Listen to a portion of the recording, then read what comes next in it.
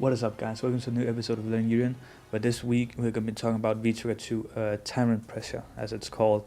And I'll be straight honest here from the start. This V-trigger, I'm not particularly happy for it. I kind of said it in the Dalton video, like I put up to we were going to do this video. The reason I've kind of been delaying Vt2 is because I don't really like it. I think it's a good V-trigger for Dalsim, and I gave my reasons why it's good for Dalsim. I used to think it was good for Cammy and good for Rashid, but with time it just like it didn't really, and Menard, but with time it didn't really go. But with the Cammy and Rashid and Menard players learning more about Vt2, the Vt2 became less and less effective to the point where I was just like, I might as well use Aegis Reflector because I can at least make some sick comebacks there. Where this V-trigger then excels, in my opinion, is it's good for newer players. It's good for people that want to learn Urien. It's good for people that want to learn Street Fighter, because Aegis Reflector can be very scary, intimidating tool. Like you see all these insane comebacks, insane like combos, resets and such, and like they take a lot of practice to be able to do. And in the start, when you're learning Urien, when you're learning Street Fighter, it might be better to just start out with just learning how to, like, you know, use your buttons, use your more simple combos, using your anti-airs, instead of throwing you out into the deep end, and all you're thinking about is when you get your V-trigger, how you can get your V-trigger off without actually thinking about what your opponent is doing and what is happening on the screen. So that way, I think V-trigger 2 is very good for newer players. Also, it gives you one more defensive option, which can be very good. Hell, like I'm not gonna deny that. Like at Stunfest, I was playing John Takuchi in winner's side, and I almost beat him using V-trigger 2. So it can be used, and it has its merits. I found, like, it can be used, but sometimes you just it's more of a, you have to see how your opponent is playing, judge how they're playing, and okay, is V-trigger 2 gonna be used and be good on them, or is V-trigger 1 the better option?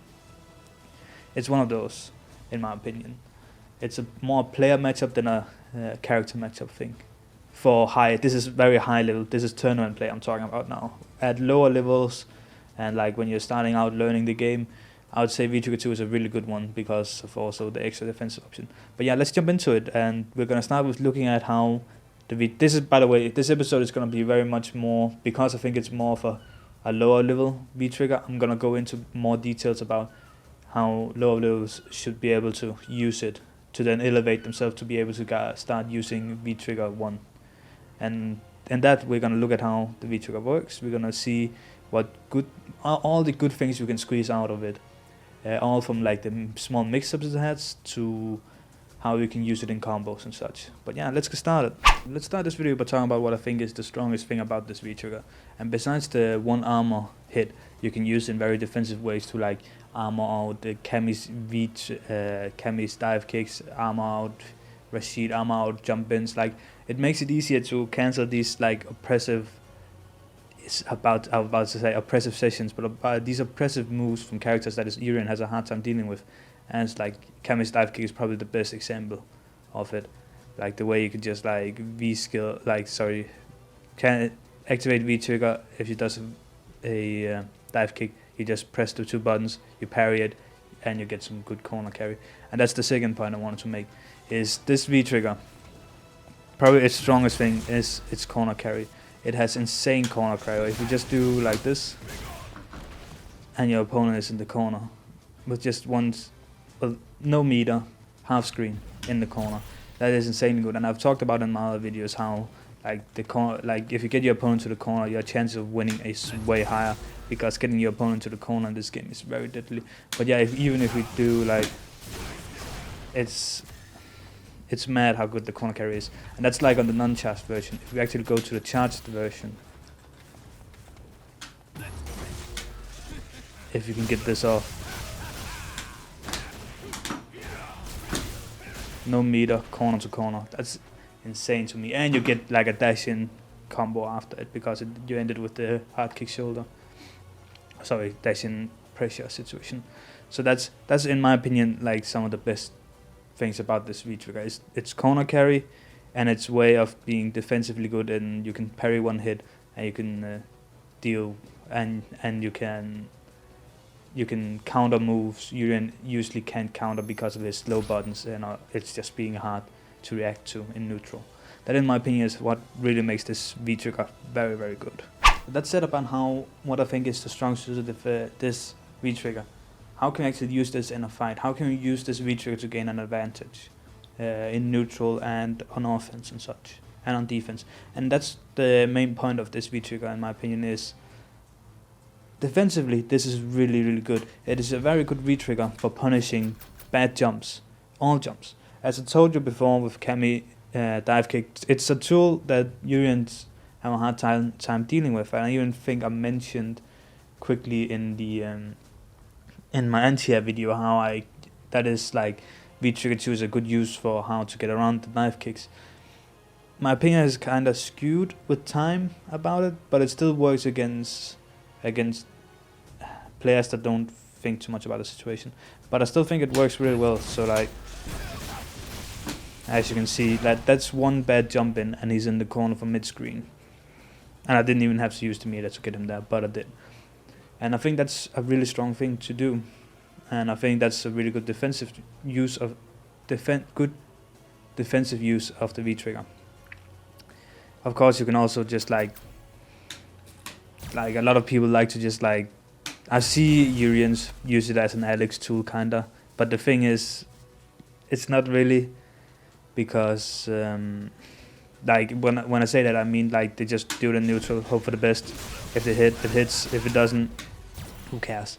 And again, that works against characters like Dalsim, because Dalsim can't really jump away from it and such. But people are starting to catch on to you just doing it in neutral, and they'll do a jump back with a hard kick button, and then you'll get punished for it, and you look kind of stupid. I do it sometimes too. I get caught doing it sometimes too in the Rashid and Kai match. I still try to use it in those matchups because I'm still experimenting with this V-trigger. But if we were to use it a bit more smartly, how can we combo into it? How can we make sure it's a guaranteed use of the V-trigger?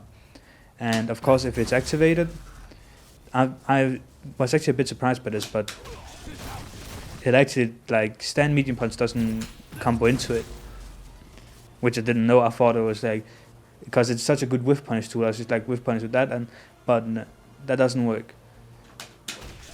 Does crouch medium punch work? Good way to combo into it. Forward medium punch work. Stand medium kick works, but not at like its preferred range. You have to get closer, which is then stand medium punch isn't as good. You can even do it from step kick. Again, step kick, I don't think it works from like full range. Oh, it does. That's actually pretty good. Crouch medium kick works, except for max range. That's why I thought step kick wouldn't work, because like if you do it around like here, it gets blocked. Of course, if you're any closer, like that's a very specific range, but if you like go a bit closer, it combos pretty nicely. So that's like, and of course also like the stand medium punch. So now we know how we can combo into it. How can we use this knowledge? Like, well, we can do some pretty good jump in combos, and even get a reset after now, which is pretty good.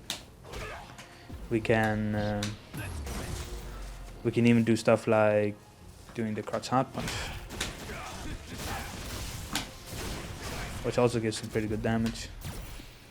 So like, that's how now we are securing effectively getting corner carry through winning neutral, basically getting our combo, which is a good thing. That's a good, smart way to use the V-trigger, in my opinion, and something I think that should be worked more on my gameplay, because I sometimes do just like, well, maybe he's gonna press a button, oh, he didn't. Now I look like a doofus. You know, high risk, high reward doing it like that. Actually, high risk, medium reward, because like you don't get that much damage from it. You get a bit of corner carry though, and your opponent is triggered. But that's besides the point. Okay, let's now move into some of the more interesting stuff you can do with this V-trigger, and how you can actually use it to do some pretty cool stuff, in my opinion. And let's start before, when we did the combo parts, I actually didn't talk about like cross counter, what you can use it for cross counter, how we can use it for like how we can extend combos with with the V-trigger, and that's because I don't think it's very good.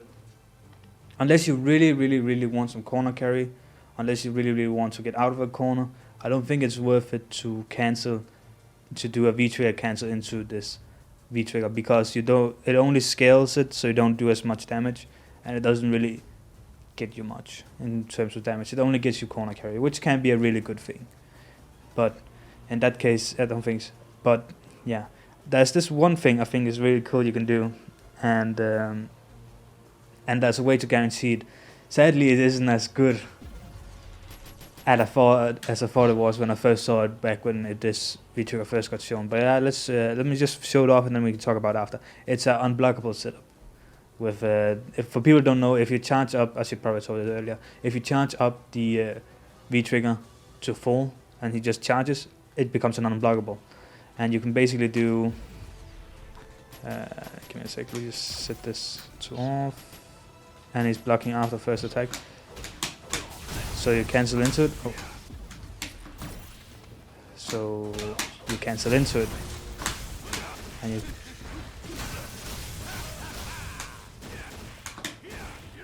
Which is pretty cool, and this seems like a really good setup. The reason I say that is because, like, when I first tested it, like, oh my god, does it work against wake up jab? And like, of course it doesn't work against wake up DP. Oh, it totally does. And then you play a bit with it, but then you play a bit around with it, and again, this can be used. It's not. I'm not saying this never can be used, but there's a very easy counter to it.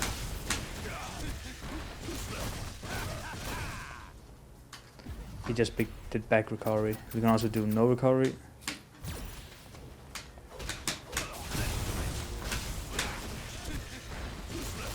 You still get a media after that though, if they do no recovery.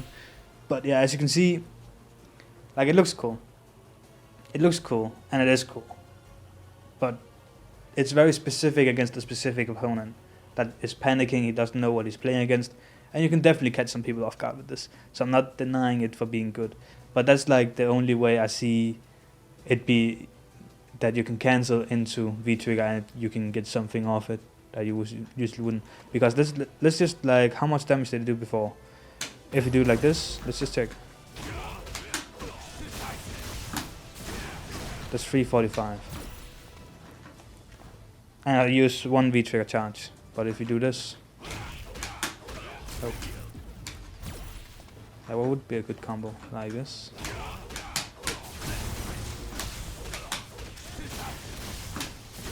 That's 2 bars, that's 320. Of course that isn't optimized.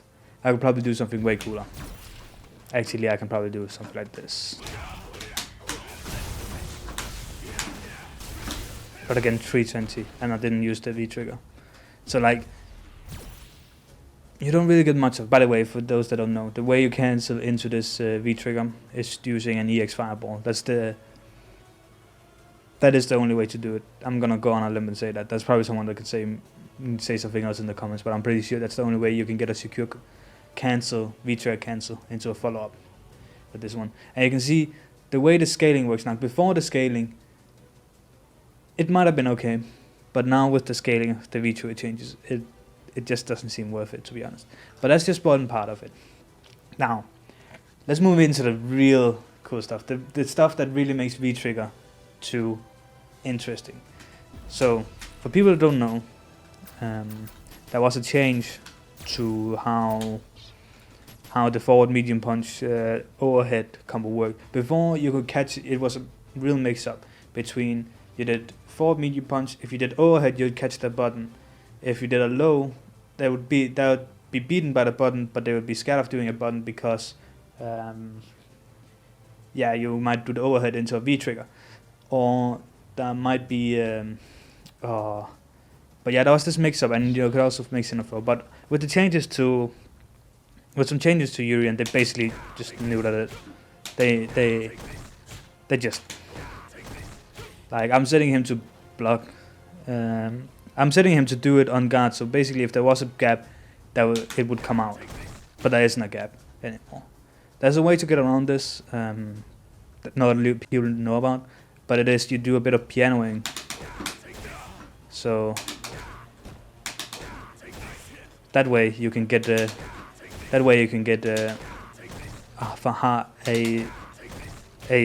enough of a gap, but it's hard to do.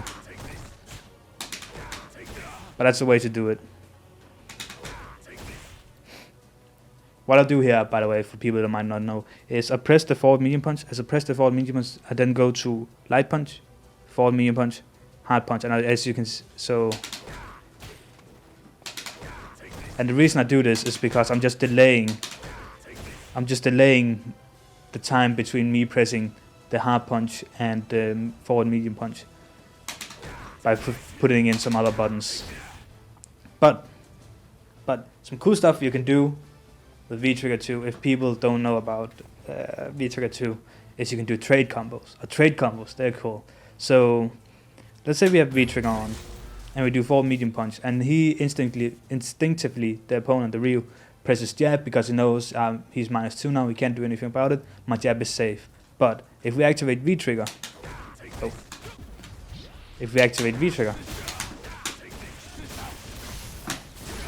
I think that's sick.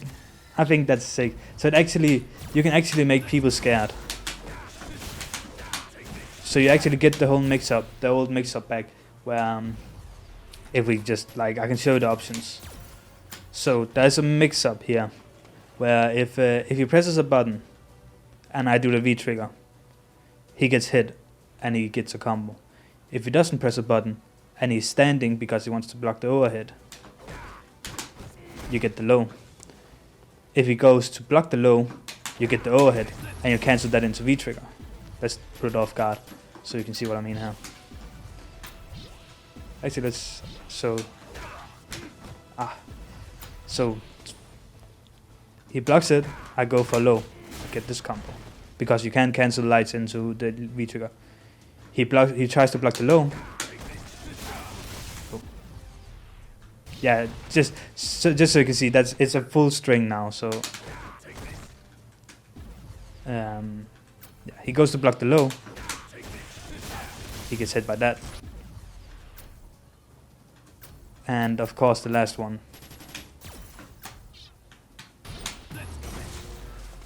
He presses a button. Oh. He gets hit by that. So you can, there's a legit mix-up here. There's a legit mix-up here you can use, which is a pretty damn good, like, now, because back in the day, in Season 1 and Season 2, early Season 2, there was a mix-up in when you did a forward medium punch. It kind of made your opponent scared, and they kind of took that away. If you use Vt2, you get that back, and you get a pretty good version of it back. So that's just something you can think about when you do this, is you have this pretty good mix-up here. And I hope I clarified your different options you have when doing this mix-up. But yeah, now that we've talked about that, let's move on to the last part where we're going to show some more corner mix-ups, some real 50-50 mix-ups with this one. Okay, here to end the video on, like, I've talked a bit about how Urien's Vt2 is really good to get to the opponent to the corner. But what can Urien actually do with his Vt2 when he's in the corner? And he has this very good 50-50 side switch. I think I did it wrong. It's not the easiest thing to do. Option selected like that. There we go. Ah, what? I didn't even have it, even though I got the right range height. Yeah, as you can see. It's kind of like the fireball version I sometimes do. There we go. And as you can see, it does some pretty good damage, like 0.5%. So it's a pretty good thing to do. And yeah, as you saw, it's not the easiest thing to do. What I'm looking for when I do it is I try to hit him as early as possible there, so I can get as much charge-up time as possible. And then it's just about releasing at the right time. Releasing the V-trigger at the right time. But yeah. So that ends this video. I hope I told you guys something. I hope you guys learned something. I hope you guys liked this video.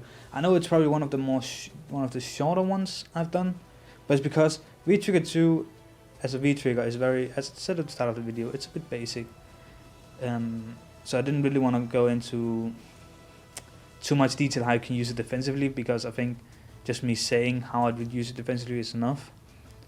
I hope I showed you something you didn't know about this V-Trigger. I hope new players can go to this V-Trigger now and maybe be a bit more confident using it instead of jumping into the deep water with V-Trigger 1. But yeah, I know I also didn't show any. I know some people really like to use V-Trigger 2 against Fang. I just don't have that experience because it's a long time since I actually played a Fang and used V-Trigger 2 in the matchup. So I can't really talk about it. But I know it's something some people use because they like to do the V-Trigger activation on the cloud because it's one hit on the cloud, and that they they punish the Fang jump back at the end of the move, which sounds like a good thing in theory, like, because also Fang is a character that Urien struggles with, so anything that would help in that matchup would be nice. It's something I'm gonna work a bit more on in the future, V-Trigger 2 with that matchup too. But yeah, hope you guys liked the video, hope you guys learned something. Yeah, hope you guys have a nice day. See ya!